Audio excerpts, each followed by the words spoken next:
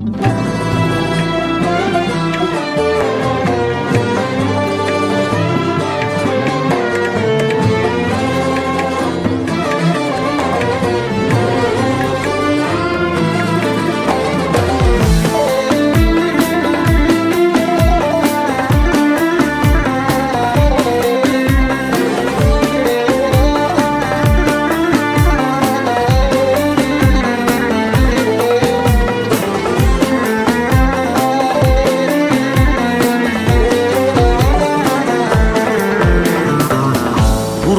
elde kimsesizim, vurdular beni.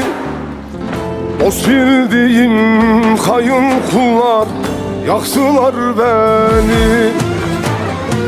Ölmeden diri mezara attılar beni. Gözüm kapanmadan son kez göreydim seni. Gurbet eli geze geze çok yorulmuşam. Bu ayrılık kül eylemiş, her gün yanmışam. Bu kadersiz sevdamıza hep ağlamışam.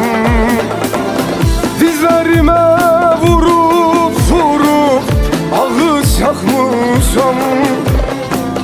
Kimsesizem bu ellerde, hoyraz kalmışam. Azı garip, kendi garip, garip kalmışam.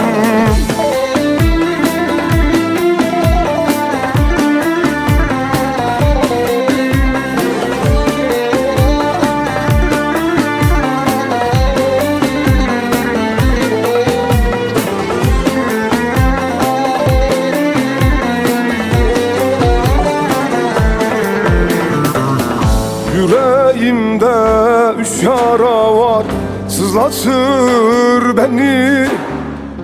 Memleketim, anam ve sen ağlatır beni. Gurbet sanki zindan olmuş, daraltır beni. Gözüm kapanmadan son kez göreydim seni. Gurbet eli geze geze çok yorulmuşam.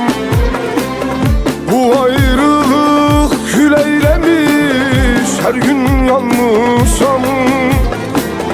Bu kadersiz sevdamıza hep ağlamışam. Dizlerime vurup vurup ağız yakmışam. Kimsesizem bu ellerde, hoyraz kalmışam.